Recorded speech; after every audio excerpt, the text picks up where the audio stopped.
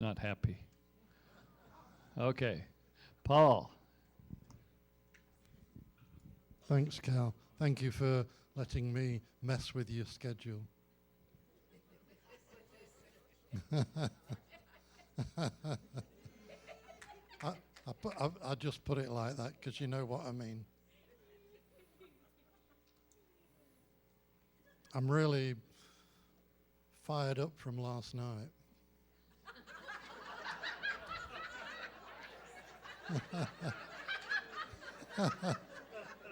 Oh, am I going to get through this thing?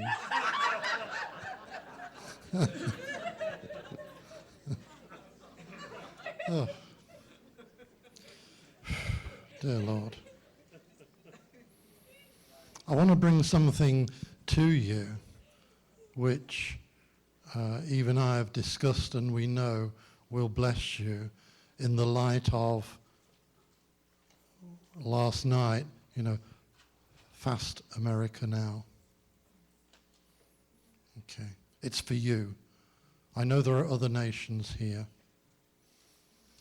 I just want to give you a context for this. In the year 2004, my wife and I were at a meeting of leaders in the church network that we were in at the time. And we were in a meeting that we will never ever forget. To say that heaven came down is a bit of an understatement. Because the leader of the meeting, who is an apostle and prophet, he was taken to heaven, but he was still, quotes, managing the meeting. And my wife was as well. And as she looked around heaven, when she saw something, the leader of the meeting described what she was looking at.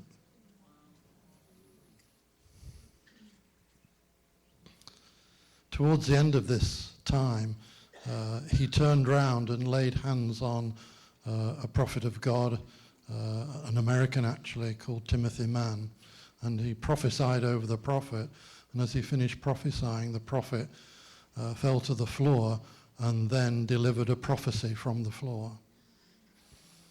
I'm only going to read part of it to you, okay? But actually, this is 2004. At that time, if you were a country that had signed the EU treaty, there was no escape clause. It's only recently that this thing, which you might not understand, called Article 50, came into being so that you can actually get out of the EU. But in this prophecy, effectively, what we call Brexit was prophesied. This is sort of 12 years ago. Because God was addressing certain nations, and he addressed Western Europe, and then he addressed Great Britain separately. And he also addressed America. I'm now just going to read the little bit, the intro from what the prophet wrote, and then I'll write to you what the words were for America.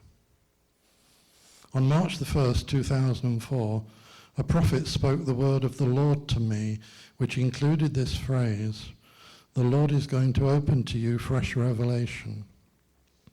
As the word came to a close, I fell out in the spirit, or better, fell into a vision as I went to the floor. This vision was not an open vision or even a trance, but a spiritual vision, one where my senses were still available to discern natural things, but my spiritual eyes and ears were opened. I was suddenly before the throne of God in the cloud of his glory, between the seraphim, under the glow of the golden candlestick. And I heard, but did not see him who sat on the throne. And his voice was directed to his son as he spoke, and he said, "My son, summon my angels, for the time for us to visit the earth anew has come." Then he starts addressing different nations. I'll just go down further to where it talks about US.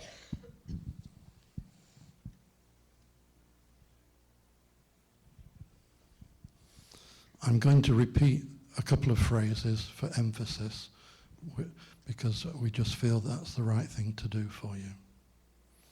To the United States, to the one that I kept for myself, the one that I hid for a time appointed, I created you out of my chosen around the world, and I raised you up to be. I created you out of my chosen around the world, and I raised you up to be. My sword against the unrighteousness of man. For this cause I have strengthened you to bring war and peace, to stop the sins of man against man.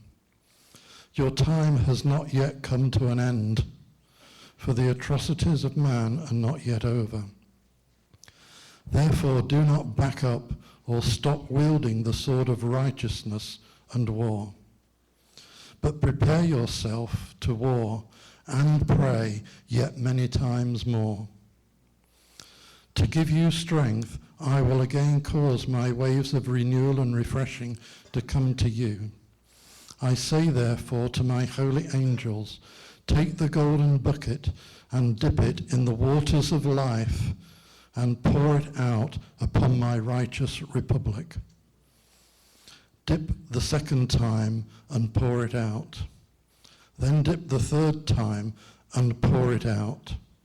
So shall my chosen be covered from shore to shore, from north to south with my glory. For many nations will align themselves against you, but the strength of my glory shall strengthen you and keep you until the time of the end is finished.